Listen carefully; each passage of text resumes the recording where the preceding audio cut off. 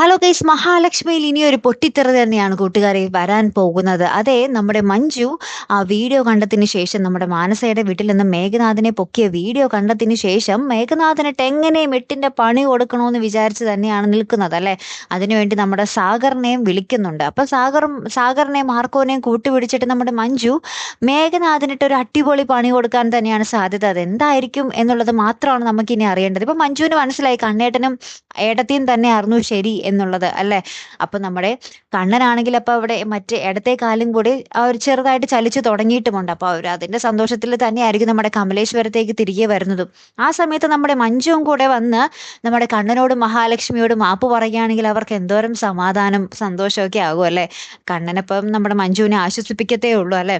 മോളെ, ഞങ്ങൾക്ക് അറിയാമായിരുന്നു, പക്ഷെ നിന്നെ പറഞ്ഞ് മനസ്സിലാക്കാൻ ഞങ്ങൾക്ക് സാധിച്ചില്ല. ഇപ്പൊ നീ നേരിട്ടറിഞ്ഞല്ലോ, ഇനിയെങ്കിലും നീ മാറി വാ, നീ ഇവിടേക്ക് തിരിച്ചു വന്നു, അവൻ നിനക്ക് പറ്റിയ ഒരാളല്ല എന്നും പറഞ്ഞ് നമ്മുടെ കണ്ണൻ തന്നെ നമ്മുടെ മഞ്ജുവിനെ തിരികെ കൊണ്ടുവരികയും നമ്മുടെ മഞ്ജുവിനെ പൊന്നുപോലെ നോക്കുകയും കൊടുക്കാൻ നമ്മുടെ കണ്ണൻ കാത്തുവെച്ചിരുന്ന എല്ലാം നമ്മുടെ മഞ്ജുവിന് എഴുതി കൊടുക്കുകയും എന്താ പറയുക സ്വർണങ്ങളൊക്കെ കൊടുക്കുകയും ചെയ്യുന്ന മഞ്ജുവിനെ സന്തോഷിപ്പിക്കുക എന്നുള്ളതാണ് നമ്മുടെ കണ്ണന്റെയും നമ്മുടെ മഹാലക്ഷ്മിയുടെയും ഇനി അടുത്ത എന്താ പറയുക ഒരു ലക്ഷ്യം അല്ലെ.